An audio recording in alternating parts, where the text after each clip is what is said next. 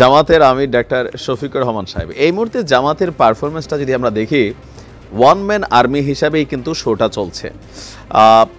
বিএনপির যেমন কয়েকটি স্তরের নেতাকর্মী আছেন, মানে বড় বড় নেতারা আছেন যারা লোকাল এরিয়াতে খুবই জনপ্রিয়, বা তারা যখন এই যে মুক্তি পাচ্ছেন, আপনি দেখেন লুৎফুজ্জামান বাবর পুরা নেত্রকোনা জুড়ে একটা অস্থির অবস্থা। তারপর অনেক নেতারা মুক্তি পাচ্ছেন লোকালি, তাদের এলাকা থেকে হাজার হাজার মানুষ আসছেন, এলাকায় মিষ্টি বিতরণ চলছে। তবে জামাতের ক্ষেত্রে আমরা একটু বিপরীত দেখছি। জামাতের আমির এককভাবে তিনি পুরোটা দলকে লিড করা এমনকি জনপ্রিয়তার জায়গাটাকে আরেকটু সামনের দিকে নিয়ে যেতে চাচ্ছেন।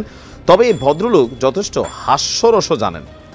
বাংলাদেশ আওয়ামী লীগের নেতাকর্মী সহ শেখ হাসিনাকে তিনি একটা প্রস্তাব দিয়েছেন, তা আমার মনে হয় সজ্ঞানে জীবন থাকতে বলে প্রয়োজনে ভারত মইরা যায়, দেশে বডি আসুক না আসুক, কিন্তু জামাত আমিরের এই দাওয়াত বা এই প্রস্তাব কখনই আওয়ামী লীগ গ্রহণ করবে না। তবে আমার মনে হয় জামাত কথা রাখবে। তো আপনাদের কি মনে হয়?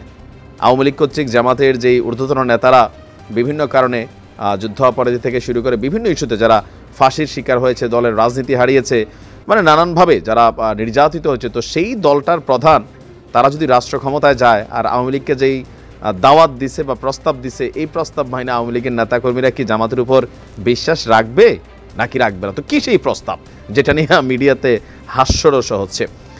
গতকালকে আপনার চুয়াডাঙ্গা জেলার জামাতের একটা কর্মী সম্মেলন ছিল, তো সেখানে প্রধান অতিথি হিসাবে ডাক্তার শফিকুর রহমান তিনি বক্তব্য দিচ্ছিলেন। তো বক্তব্যের এক পর্যায়ে তিনি আওয়ামী লীগের নেতাকর্মী সহ শেখ হাসিনার উদ্দেশ্যে একটা বার্তা দিয়েছেন যে আত্মগোপনে থাকা আওয়ামী লীগ নেতাকর্মী এবং শেখ হাসিনার উদ্দেশ্যে তিনি বলছেন, দেশ এবং মাটির প্রতি অনেক তো টান আপনাদের, তো যদি টান থাকে তাহলে একা পালিয়ে থাকবেন না।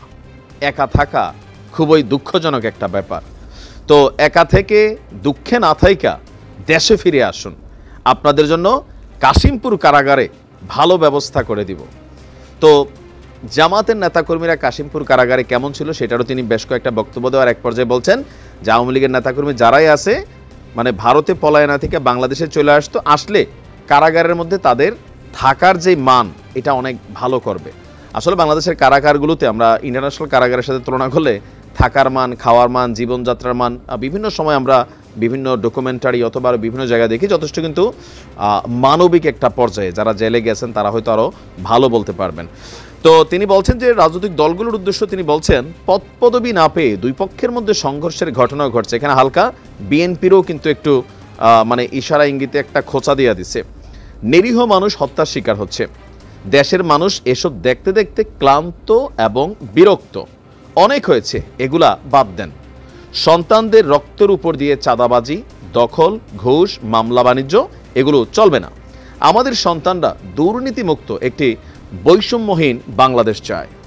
তো যাই হোক, আরও বিভিন্ন বক্তব্য তিনি দিয়েছেন। তো বক্তব্যের শেষ পর্যন্ত তিনি আবারও বলছেন যে সত্যি সত্যি কাশিমপুর চলে আসেন, ভালো থাকা খাওয়ার ব্যবস্থা করে দিব।